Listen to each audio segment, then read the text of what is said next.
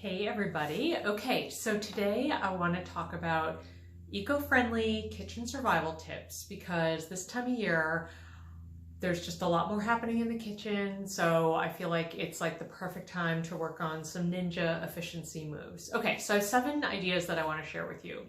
The first is to use the grocery list app. I use a super simple stripped down one called Out of Milk, and the idea is just to as you're reviewing your recipes, be right at your refrigerator and pantry to see what you have and what you need in order to avoid both refrigerator logjam problems and also ultimately food waste. Super, super important and really simple.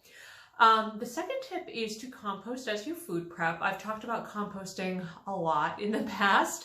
I'm obsessed with it, and it is totally doable in urban environments too. So we have an indoor receptacle and then actually 2 outdoor composters in our little urban backyard.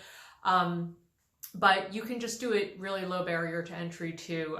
One nice way is like these compostable scrap sacks by Full Circle. I love them. They're great for high volume waste, and you can just like have them on your kitchen counter and either put them outside directly or use a pickup service.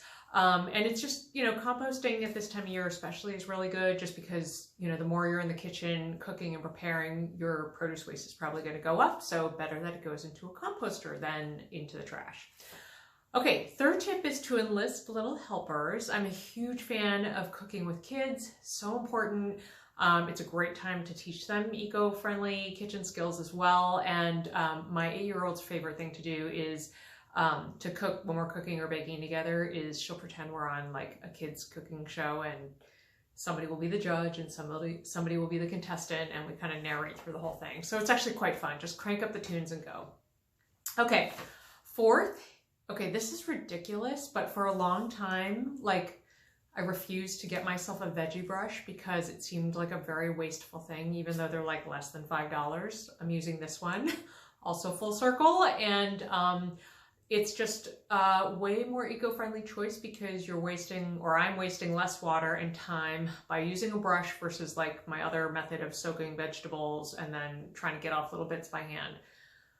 Lifesaver. Also bonus, kids love this thing. So Violet was like scrubbing vegetables the other day for me and it was awesome.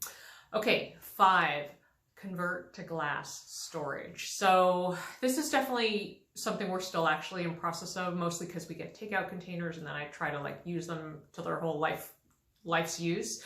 But glass storage, safer for food storage anyway, and also will save you dishwashing time and water use because you can heat stuff back up right in them and then they can go into the dishwasher.